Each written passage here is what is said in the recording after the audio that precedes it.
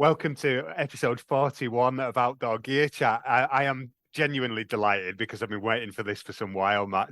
We're talking how to keep warm with Dr. Down. I'm joined as always by Cathy. Hiya.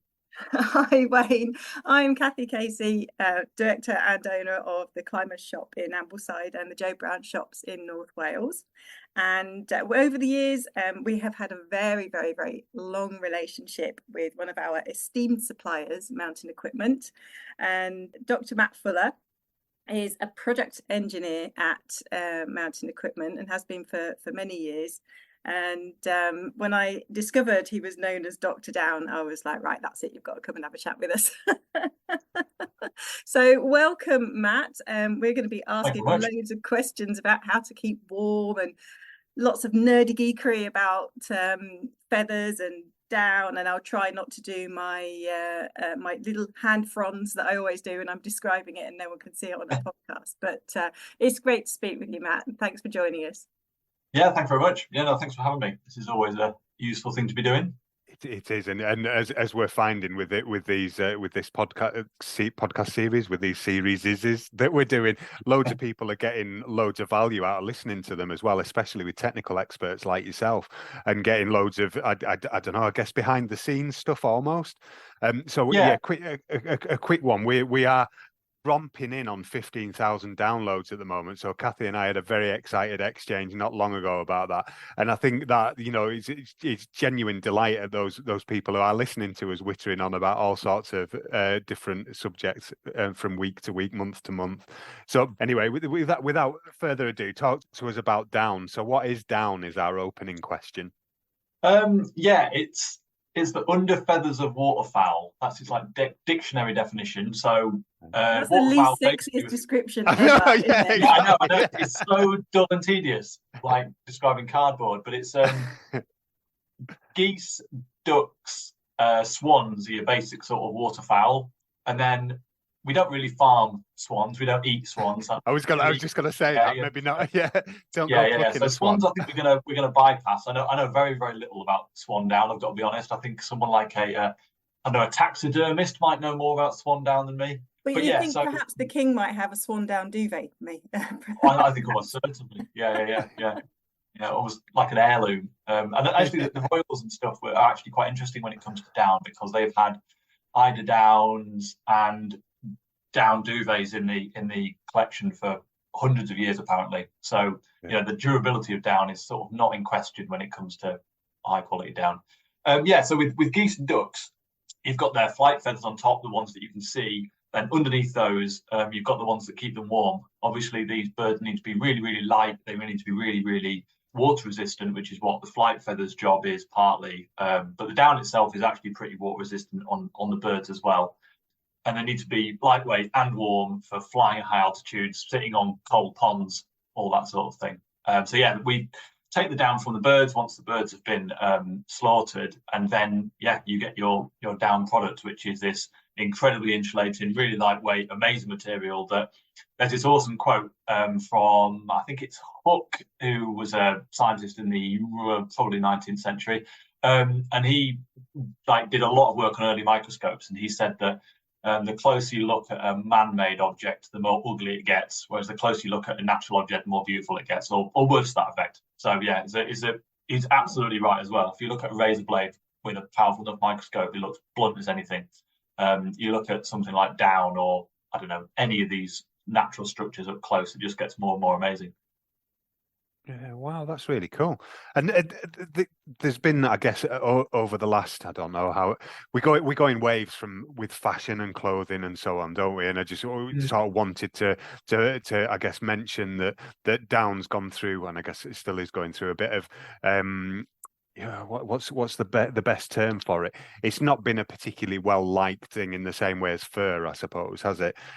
And I guess one of the questions for yourself is about, I guess, sustainability and how what we're doing generally, I guess, across industry to ensure that it's sourced responsibly. Yeah, if you look at it as a sustainability point of view, which is a really tricky term because it encompasses so many different factors. Yeah. It's carbon impact, water use, all this sort of stuff, but it's also the responsibility and animal welfare side of things. I think for a long time I don't think down was ever quite like the fur industry, but certainly aspects of it could have been. And maybe somewhere between 10 or 15 years ago, there was big public outcry, quite rightly, about, and there had been footage that had been found of birds being live plucked. It tends to be geese that are live plucked. Ducks are I've never known of any ducks being live plucked, whereas goose down live plucking is a thing, I'm afraid. And yeah, there was massive public outcry. Suddenly it was on the front page of newspapers, big brands were implicated. And I think a lot of down brands had potentially taken their eye off the ball. This is quite a different world even 10 or 15 years ago. People didn't have an enormous amount of visibility on their supply chains. And whereas now every supplier we work with will get them to fill out huge numbers of forms about, where does this come from? Where does this come from? How do you source this? Does this have these particular environmental accreditations or certificates? Does it meet this chemical compliance? That's all relatively new. And with down, it was the same. So you'd buy your down from your wholesaler, who you might know personally quite well. You might be that you never met them, and you just, I ring up this guy, he gets me some down.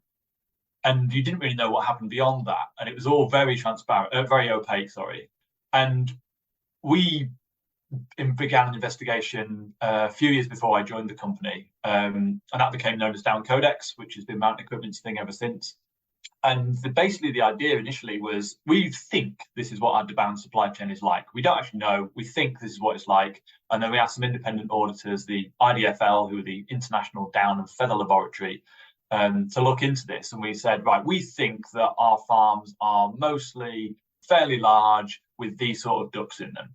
And then they went to confirm or deny that. And so we got a bit more of a picture about our supply chains. And then we started mapping them out a bit more closely. But it's still really hard. The down industry is still really complicated. Tracing back to individual farms will, I think, in almost all cases be impossible, in that you've got these very complicated supply chains. You might have loads of different intermediaries in them. And when you buy a down jacket, it'll have feathers that have been mixed together from all sorts of different places. Now, if you buy a down jacket from us, for example, we'll know that it's come from this supplier. We'll know that it's come from this supply chain. We'll know that it meets these accreditations or has been audited. But we couldn't tell you exactly where things come from because it's just so complicated. It would be like asking a leather shoe brand to say, "Can you tell me the farm where this shoe's leather came from?" It's basically impossible. I guess, or the cow that this milk came from. Maybe that's a bad example because I think in some respects they can do. But and I guess I just wanted to get through that chat early on in our chat, really, and then and then the next step on from that, and again one of those waves and cycles that we've seen the industry go through is he says in massive inverted commas synthetic down as well, and that, which I guess I think Cathy, we've spoken about this previously, is essentially just plastic. Is that right? It is basically just plastic. Yeah. The synthetic down thing is really interesting. We don't ever use that term. We think it's pretty false because it doesn't look anything like down. It doesn't really behave like down. It's got a lot of advantages over some synthetic materials, and it's got some advantages over down as well. So it's less expensive than down. If you get it really, really wet, it doesn't start to clump like down might do. And it's got advantages over synthetic sheets, which is the sort of normal way that you'd see synthetics. And then it's a bit softer. You can baffle it so it looks more like down. It can be a bit loftier. It's sort of really comfortable and easy to move in. If you've got a jacket with, say, 100 grams per square meter synthetic fill in it or higher for a really thick jacket, they start to feel a bit boardy. They can feel quite stiff and a bit sort of armor-like. Whereas you can have a really warm jacket that's still nice and comfortable to move in, that's filled with so-called synthetic down, and it won't look like a synthetic jacket. It'll look more like a down jacket. So that's appealing to some people as well. But it's definitely not down. I've just realised the jacket sort of look after and wash, and if somebody's just looking for an out and about jacket, a synthetic jacket could be a really good option. But a couple of years ago, there was a synthetic down snow globe at Kendal Mountain Film Festival, and my youngest daughter, just had the best time going in and grabbing. I can't remember what they had to grab, but it was a bit of a competition. And Yeah. I think it felt like weeks picking. I just found bits of this stuff all over the house for weeks. I've been in the crystal maze. Yeah. I mean, they loved it. It was great. They were zipped in, and the machine came on, and there was down everywhere. But yeah, it got everywhere. But I'm just gonna go back to the down sourcing, because there's something really important that mountain equipment do with their Down Codex that is unique. So I did this with my jacket. I got the code off of an ME Trango jacket that we have, and I thought, right, how easy is it, and what information will I get? So I plugged it in. I just searched Down Codex online, and the Down Codex website came up immediately, and there's a big red box saying type in your code here. So the code is always with the garment labels, which will always be on the left-hand side, internal left-hand side of the garment, somewhere in a pocket or in a seam. And so I tapped in my code, and then I hit the button that said trace your down, which really appealed to my inner nerd. And a report came up and told me that my jacket was duck down, and from and I don't know how I pronounce it, it's going to be incorrect, Shaanxi province in China. It's pretty close. That's probably as good as my pronunciation, I'm afraid. Yeah. I'm not fluent. And on that area, or this sort of batch of down, if you like, was last audited on a 2019 visit, and it talked about the farms, the slaughterhouse, the hatchery, and the feather processing that was audited as part of that visit. And that starts giving you an idea of what you said, Matt, doesn't it, about how complex the sort of down supply chain is. And the report included the Responsible Down Standard certification. It told me the type, it was duck down, and it told me it was a minimum, or the garment told me I had a minimum fill power of 700 inside, and that the down content and fill would be a mix of cluster, fibre, feather, and other. What might other be? It could be little bits of debris. If you think these are so when they come off the bird, they are then washed, sterilised, and washed, sterilised, and they're sorted. So it's a really, really complicated and sort of very thorough process. But even after that, these are all sorts of little bits can get through. And during the process of the sorting and the washing, things can get broken. So you've got like the barbs of the feathers, little bits of feather fibre, feather fragments, all that sort of stuff can get through. And you can also get just bits of dirt as well.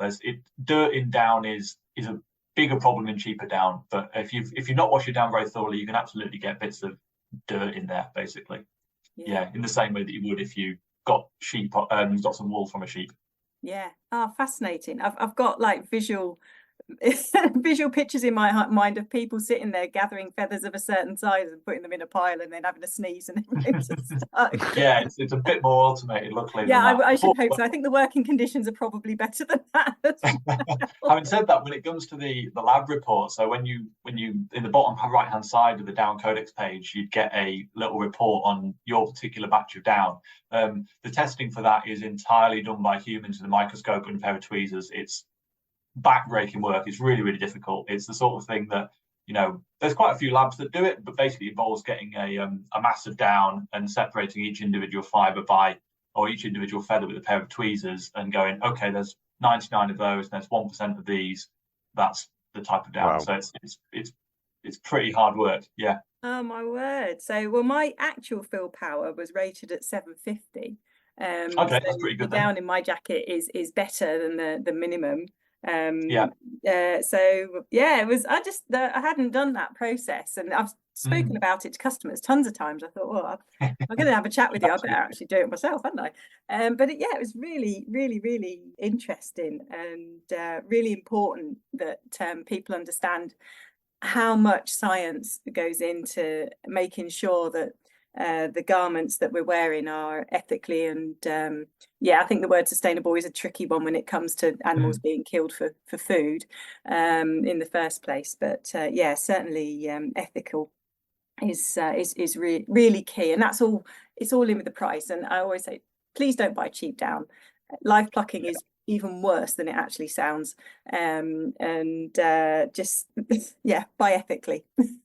Yeah, absolutely. I think it's like some people don't care about free range meat or would buy whatever meat they can. Other people will care much more than others. But I think with something like live plucking, you've got a proven thing that's really, really, really unpleasant. It's I think barbaric's a pretty appropriate word. Yeah. And I think with if you don't know where your down comes from, it might be that it's totally fine. It might be that it's not. And the thing is, you don't know. Not only do you not know, but the company who's selling it might not know either. So there'll be cases where if there's no certification in place at all, they might know exactly what's going on. They just haven't ticked the boxes in the certification process. It might be they just don't advertise the scheme that they're using. It might be they're really thorough. It also might be that they don't really know. Don't care. And I think if you just right, okay, this particular sales guy's got a deal on, I'll get that. And then I'll chase next week because that's cheaper. And you can swap and match really quickly. Whereas because our supply chains are, audited to RDS3 now, but also we've got quite long-standing relationships with our down wholesalers. We try not to chop and change too quickly. If you chop and change quickly, it just means you've got more paperwork to do. You've got more auditing, more sort of difficulties involved. So we try to find a good one and stick with it. Obviously, we do change sometimes. That might be due to pricing. The most recent supply chain we moved away from was in Russia. So fairly obvious reason there. We had an excellent supply chain. We'd used them for almost 10 years. And we knew exactly how that worked. It had 3 farms in it. They'd all been audited. It had a slaughterhouse that had changed procedure due to our codex sort of requests. So we were really pleased with the supply chain. The down was excellent. It was about as free range as you're ever going to get. There was, we'd had videos of great big, lakes with geese swimming around on them. We were like, brilliant. And then we've got a war that, without getting too political, we didn't entirely agree with. And sourcing down from Russia is currently really difficult. We now source down from Ukraine instead. So just want to go back to the cheap down things, because you've mentioned a couple of bits within there, both of you within the chat, as there's the live plucking piece, I think that's really struck me, but also and I'm going to use a non-technical term, dirty down, as in it could have other stuff that's not feathers in there potentially. But is there any other difference then between sourcing cheap down versus more ethical stuff? Yeah, I think one of the big things will be the amount of washing that it goes through in that sterilisation. So if you go to an outdoor shop and you grab a load of down jackets, you can sometimes smell a little bit of down on them. It tends to be more on the duck down products because duck down tends to smell more than goose down. Right. And you can sometimes have a hint of down smell. It's not particularly unpleasant, but some people don't like it. But if you then went to the same area with a lot of really, really inexpensive jackets, then the chances are, because the washing and sterilising is quite complex, it's labour intensive, it requires a lot of energy, a lot of water to wash it all. It's easy to start missing stages or just washing slightly less thoroughly, and then all of a sudden you've got down that really can smell quite strongly. So that's definitely a concern. And the other thing is the down might have been. It's quite funny actually. So there used to be almost a dirty word in the down industry, which was couché, which was a mixture of virgin down and recycled down. Recycled down was this, oh my God, I don't want to touch this. This is being used. It's no good. The world has moved on, and recycled down is now viewed as a really positive thing, and it absolutely is. The key with recycled down is to make sure the down is still in good quality. So we use only 700 fill power. So fill power is the sort of measure of how much volume a certain amount of down takes up, and 700 would be very, very high quality. And I don't know the percentages of how much down would be reached 700, but it wouldn't be very high.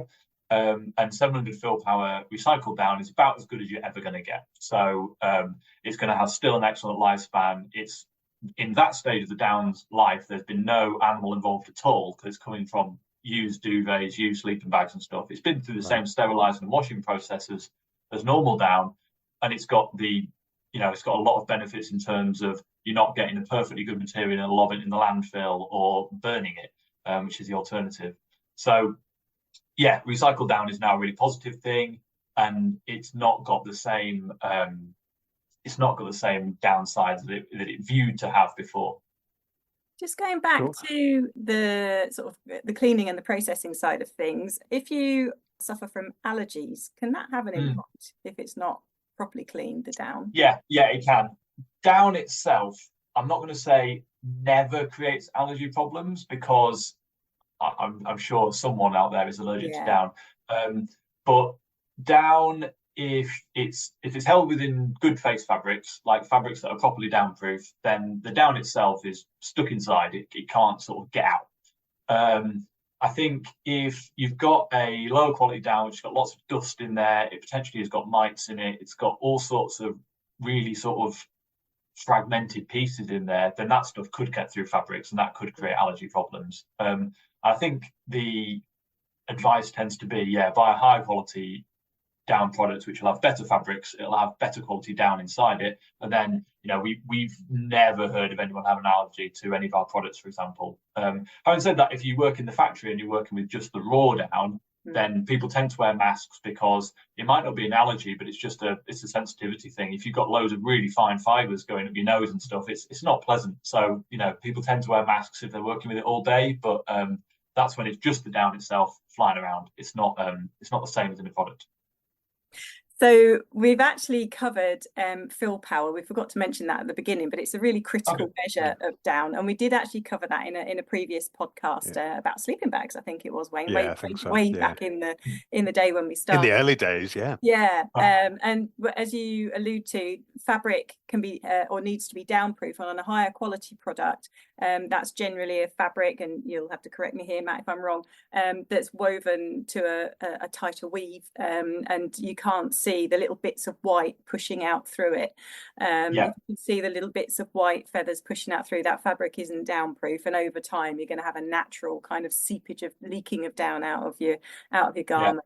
You can sometimes see those just in seaming, but after you've worn it a few times, they'll disperse and that's it. But it's another thing with a cheaper fabric, or if someone's creating a down garment perhaps to a price point as a priority rather than a design element and a longevity element, then that down can sort of leak out over time. Yeah, definitely. And so where I'd like the conversation to get to is like, why is what you mentioned a little bit about this, Matt, but going on from why is down such a good insulator then? Why is it so common? Why you mentioned eider down duvets and so on. Why has it been, why have we cottoned on to that? Why is it so good is a really good question. Like, that was basically what I spent my PhD on. I wanted to work out why it was so good. My initial idea for the PhD was make down better, and then the more I looked at it, I was like, oh crikey, it's actually really quite good. This is more than a 3-year project, just improved it. It's a multitude of factors. So I think the biggest one is that it's really, really good at holding a lot of thickness. So maintaining a thickness of air without weighing very much. There's lots of materials though that can do that. So things like foam is really good at being thick without weighing very much, but foam's not very compressible. So down's really compressible, yet also maintains this thickness. That's really unusual, and it's because it's got a mixture of really fine fibers that trap loads of air, and they also trap radiative heat loss. So this is the heat loss that happens through radiation. It's probably the trickiest heat loss mechanism to get your head around, but it relies on basically solid objects being in the way, and fine fibers in particular are very good at stopping that. Someone did some computer analysis on this a few years ago and basically found out that the down had like a fractal structure, which is like a self-replicating, like tree-like structure, and it's basically mathematically close to being perfect when it comes to blocking radiative heat. So that's pretty hard to improve on. And then the wider fibers it has, they're still pretty fine, but they are really good at maintaining the thickness. So they keep it puffed up. If it was all the really fine fibers, it just collapses under its own weight, whereas the thick fibers there to maintain the thickness. I found out that the bigger fibers as well, and the smaller ones that come off them, they're not just like cylinders. They've got like they're almost a curved triangle type shape, like a Toblerone, but with the corners like sort of chamfered off. And that's really clever because it stops them buckling. So it stops them buckling, but it also means that when they bend, they have like a predetermined form they want to return to. So this is another factor. The thing is, there's loads of different factors why it's so good. It's internally. So if you get a bit of down and you like put it like a salami slicing machine, the internal structure is incredibly complicated. It's not just like down throughout. It's like if you get a stick of rock and it says something down the middle, down's got loads of different structures inside it. So wool is exactly the same, actually. So wool and down are both keratin based. Wool is like one type of keratin, and down is a subtly different type of keratin, alpha and beta keratin. And these make different X-ray diffraction patterns, which is all to do with crystallinity and all this sort of thing. But inside down, it's like a composite structure. You've got really, really thin rods, which are very stiff. And then you've got this soft material around it, which is the matrix. So a bit like carbon fiber, you've got very stiff rods of carbon surrounded by a squidgy matrix of epoxy resin or something like that. Yeah, down's exactly the same. You've got this composite structure, which gives you the best of both worlds in terms of durability and also strength. So yeah, it's got an amazing 3D structure. It's got an amazing internal structure. Chemically, keratin is really strong. It's very durable, and it's got really strong bonds that hold together. It's also covered in grease. So it's really water repellent. I think it's a bit sort of grim in that we don't have the smell of down. We don't want it to clump together, so we wash all the oils off it, and that gets rid of the smell. It stops them clumping, which is great. But then, some people want water repellent down, so then they get a load of synthetic chemicals, stick it back on to put the water repellents back, whereas geese and ducks don't tend to suffer too much with lacking water repellents. No, I mean, I must admit, I've never picked a live duck up and sniffed it up close. They don't strike me as particularly smelly animals. They do all right. Yeah.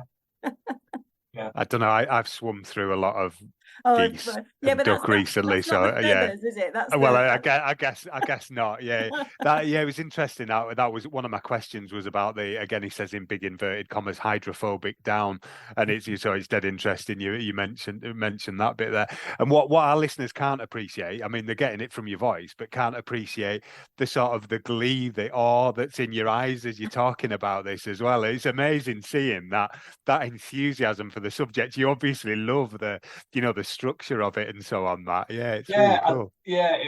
I think you have to be into it if you want to do a PhD in something. Whatever. Anybody who wants to do a PhD in any subject, the only thing I would say is go for something you're interested in. If you're not interested, you will not finish. It's going to be just brutal. You'll hate it. You have to enjoy doing it. Yeah, because there is a lot of hard bits. And I guess just going on from that, there's sort of the structure, what makes it so good at insulating and so on. And then I guess it's a bit of a basic question, but what sort of products is down used in then? What do we see down in?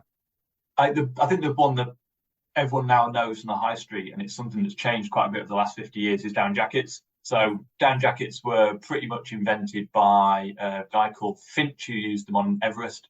In the 1920s, everyone laughed at his jacket because they thought, this giant inflatable thing, what on earth is this?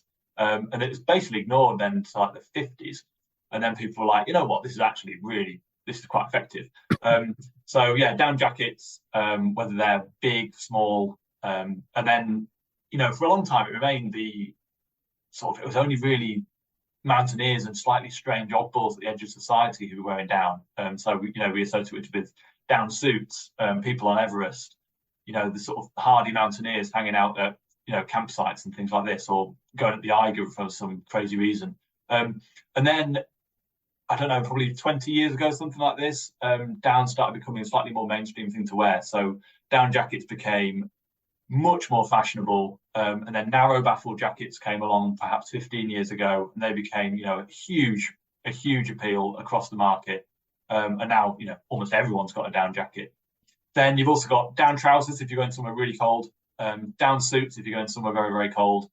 You can have down vests, all the sort of underlays, down mitts. Down mitts are a super warm item. But if you've got something like Raynaud's syndrome, where you've really struggled with circulation in your hands, and you're going to the Scotland or the Lake District of Wales in the middle of winter, having a pair of down mitts in your bag is not a bad idea. I've got a friend who struggles with Raynaud's, and even if he's going backpacking in Scotland in the summer, which we do quite a lot, he will always have a pair of massive mitts with him. And I just think, what on earth are they doing? But he knows there's a point where his hands are unable to do anything unless he has these mitts with him. So you can't really have too much insulation if you've got that sort of thing. And then sleeping bags will be the other big one. Yeah, of course. Yeah, yeah. I've just got a pair of merino mitts, and they are incredible. Absolutely incredible. Just I was just over in lucky to go over it to Iceland a few weeks ago, and took them Oh, over there. It was just absolutely amazing. I was just, like wandering around with these great big mitts on my hand, going, "These are amazing." And I've had like the synthetic down ones for a while, but yeah. they're just incredible. Yeah, absolutely amazing. So Down yeah, is actually go on, sorry. also popping up in a couple of other things as well. You can Mhm. get down in actually integral in your sleeping mat to Yeah. boost Oh, wow. insulative performance. Yeah, so there's in fact there's a mountain equipment aerolite, I think. Aerostat, yeah. Aerostat, Aerostat. that's it. Yeah, so you can buy down sleeping mats. You can get your down booties as well for your tent in the evening, which are Absolutely, just yeah. magnificent. That's just like a slide. You can just sit there in your down booties, lovely jubbly. And we did actually have some socks a while ago by a Spanish brand called Lorpen, mountaineering socks, and they had an element of down in them as well. I do remember reading it, but I didn't get any further than that in the design process. So whether that's an insulative layer underneath, but then that would compact. So I haven't gone too far down that. I need to go and look at that, but I do remember seeing that they had down in as well. Yeah, I've not seen down socks. I've seen, No. yeah, like we've seen down hats, and some fashion brands have done some slightly weird stuff with down as well, just for sort of the visual element. Well, I Yeah, have to say, I have tried. This year is the first time. I get fed up of having a cold bum, so I have Yeah. bought a down skirt. Yeah. And it's lovely. yeah, down skirts are amazing. I think if Yeah. like, men and women alike, if they wanted an extra item of clothing to keep them warm, it shouldn't be an extra jacket because you've probably got 4 jackets already on. You should wear another item of leg wear. So, insulation is way more effective if it's even. So, yeah, insulated leg wear is absolutely the next thing that everyone should have. And with a skirt, you turn your 2 cylinders into 1 cylinder, so you vastly reduce your heat loss area. It's really quick to get on and off. It doesn't impact your movement. Yeah, so like polar travelers, male or female, almost all have skirts with them nowadays because it keeps the wind down and it doesn't impact your skiing. So yeah, it's kilts, skirts, put them what you like. They're really effective. Yeah. No, I'm going to test sleeping in mine actually because I often wake up with a cold bum. Right? Yeah. So I'm gonna test sleeping in mine. I've got a trip coming up, so where I'll be super cold. But I bought my down skirt this year. We've not had any snow really, so I haven't had a chance to sort of try it in anger, other than having to stand around for ages with power stretch tights. If you're on a football pitch line or a rugby pitch line in the screaming cold, power stretch tights and a down skirt are just like the clothing of champions, I have to say. Absolutely. Top fashion advice. I like that. Well, yeah, I'm not sure I'd pull it off fashion wise, but who cares? I'm warm. Or me at 6'6". I had visions of you going out and doing snow angels in your down skirt. I thought There's that's not been where you any were going. snow. I know, yeah, no, exactly. Yeah, some of that then goes on to sort of tips on how to reduce heat loss, especially while we're sleeping, if we're out wild camping or whatever, or just camping generally. In any time, I was going to say in winter, but any time of year in the UK, No, Easter, probably. it can be brutally cold. Yeah, well, psychologically, exactly, yeah. You're like, spring's here, I'm going outside, and then at night it's freezing. Yeah, absolutely. It can still be like well below freezing at Easter. I've had I remember a really grim bivvy in North Wales where like woke up like ice all over the outside of the sleeping bag and it was just freezing until the sun came up. Yeah. In terms of ways to lose heat loss, I think it's really important to remember with all insulated stuff that you're the source of the heat. So if you're totally wasted or like you've had no food or you're ill, all thermoregulation just goes out the window. So it's much harder to keep warm. Like if you think of when you got the flu or something like that, your body temperature just hasn't got a clue what it's doing. So that was my first thing. Make sure you've eaten enough. If you're totally knackered, like you're doing a huge day out and you think you might be in calorie deficit and just plain old exhausted, make sure you've got more sleeping bag than you might normally take. Being inside a shelter is a really good idea. Bivvying always feels much colder than sleeping in a tent. If you've got a tent, like tents with 2 layers of fabric are much warmer than one with like loads of mesh, for example. Some of these super light tents are basically a tarp. They're not going to provide you with any warmth, whereas like a decent like 3 or 4 season tent will have quite a lot of fabric in them. They'll keep pretty much all the wind out and you won't feel like you're super exposed while in the tent. that makes a massive difference. So, especially if you start cooking with your stove in the tent. I mean, I do not recommend that unless you know what you're doing. In fact, no, don't do it. But with a sleeping bag, that's important. It fits you. I think people will say, "Oh, temperature ratings must be coming next." I'm going to leave temperature ratings for a little bit. But yeah, make sure the sleeping bag fits you. If it's far too long or far too short, it's not going to work. If it's really, really wide and you're really skinny, that's not going to be great. But also, if you're broader and you're pressing hard against the insulation, you're going to push the insulation flat. It's not going to work very well. Think about what you're lying on. So if you're lying on snow or ice, it conducts heat really, really quickly. Something like lying on granite is really fast at conducting heat away from you. So I don't know, say you're stuck in the toilet block of the Aiguille de Midi and you're lying on basically a massive slab of concrete, it's absolutely freezing. Whereas if you're lying in like the woods or something like that, or like on grass that's dry, it's much less conductive of heat, so it's not going to be as cold. And a sleeping mat is really important as a result. So you lose loads of heat through the ground, especially if you're on something conductive. Way to work out, what's the most effective sleeping mat is look at the R values. The R value is the thermal resistance. There's a test that was developed a few years ago. We were part of the sort of committee who came up with the test. It's not a perfect test. None of these lab tests are perfect, but it's pretty good. And a bigger R value means a warmer sleeping mat. So if you're going somewhere really cold, an R value of maybe 2 or 3 is not really going to be enough. Or at least if you're happy with that, you're going to need a warmer sleeping bag. So what is it? What is a big R value then? The R value of 5 is the warmest mat that we make. Right. There's some mats on the market that have got much higher R values than that. I think there's one that's about 8.5 now. But I think it's worth stating, and we make a reflective mat as well as other people. Mats that have reflective technology to make their high R value do not maintain the R value for the course of their lifespan. So the reflective mats do break down somewhat. So basically they've got mylar foil in them, and the coatings start to wear off. So if you've got a reflective mat for 5 years, it won't be as warm on day after 5 years of use that it was on day one. Whereas a mat filled with down, for example, will be just as warm after many years of use as it was at the start. So these mats with super high R values are incredibly impressive, and I'm not doing a disservice when I say that they are super duper good, but they are not going to be as warm after many years of use as they were at the start.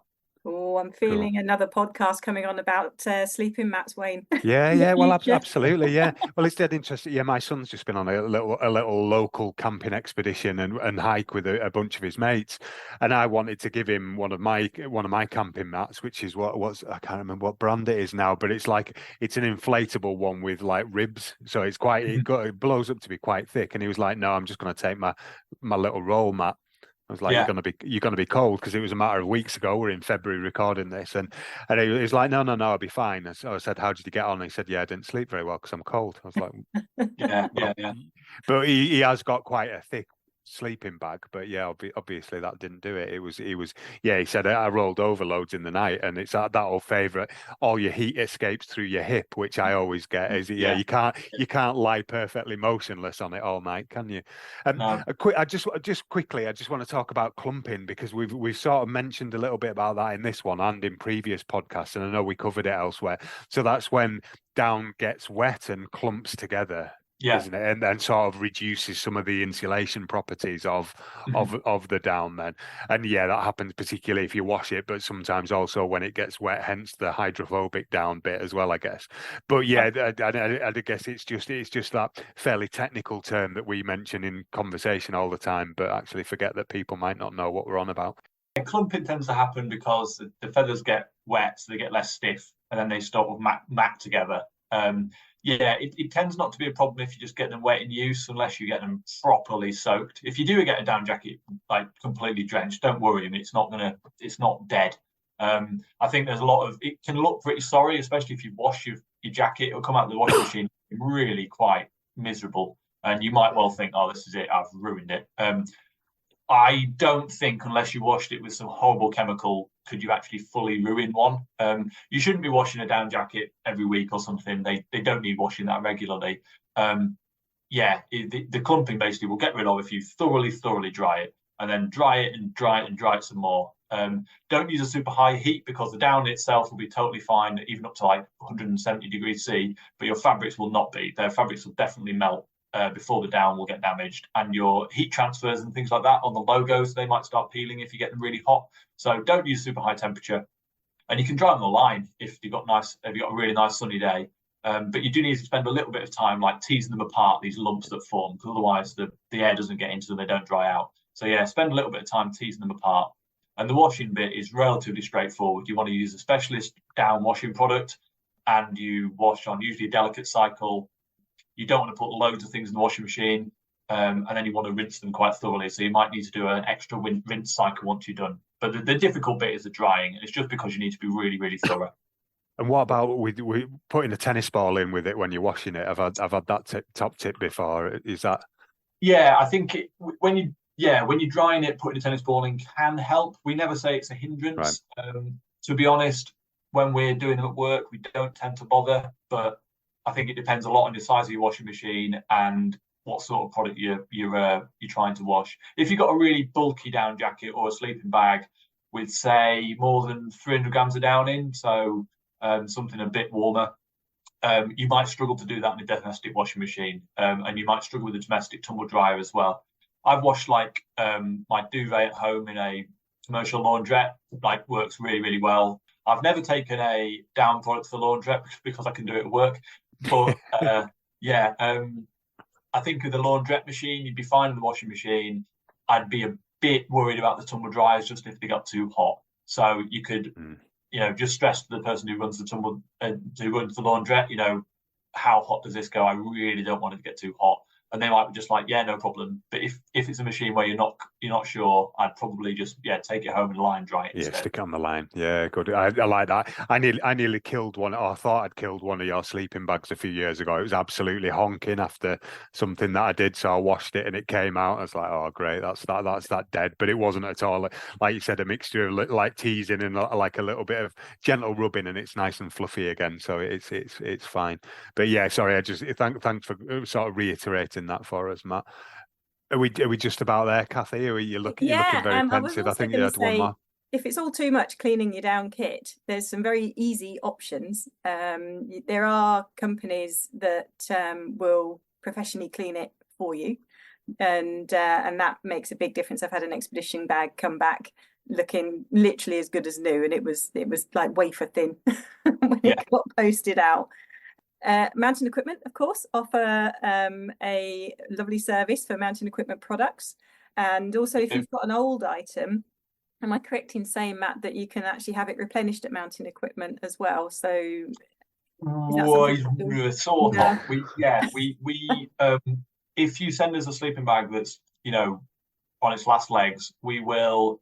It depends. We don't officially yet have a full wash and repair service, but it's coming very soon, so I can tell you that. But we do work with partners who Mountaineering Designs is the one we usually recommend, who do full replenishments. They'll take all the down out of the sleeping bag, they'll put you down in. So in general, like you say, a wash is all that's needed. But we have done all sorts of different repairs as well for sleeping bags in-house, and all sorts of different rejuvenations. We've repaired ones which have had damage from stoves. Has been quite a common one. We've had people set fire to half their bag and had to replace half of it. Or we get some really, really old sleeping bags back sometimes. We've had one recently that was over 50 years old.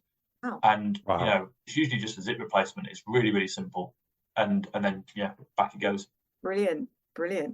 Oh, that's fantastic. Well, I think as always, we could probably talk to you all day, Matt. To be honest, I've got low, but we try to keep everything relatively tight, I suppose, is what we're saying, without too much wittering on. But yeah, that was brilliant. I know I've been looking forward to speaking to you for some time because Cathy keeps mentioning you in all sorts of different. So it is, and as I said earlier, I just love that enthusiasm as you're talking about the subject as well. It's just brilliant to speak to experts who have that passion about stuff. So thank you very much for joining us today, Matt. That was episode 41 of Outdoor Gear Chat, and of course we were talking down with Dr. Down. So how to keep warm with Dr. Down. Over to you, Cathy. Yeah, well, you can find out where your mountain equipment down item comes from by plugging the code into www.downcodex.co.uk. You can also see a fantastic range of the mountain equipment products, from clothing to sleeping mats to packs and accessories, on www.climbers-shop.com or in any of our stores. And also we have a full page of where you can get your kit mended, washed, replenished, available on our sister website, which is www.joebrownoutdooracademy.com.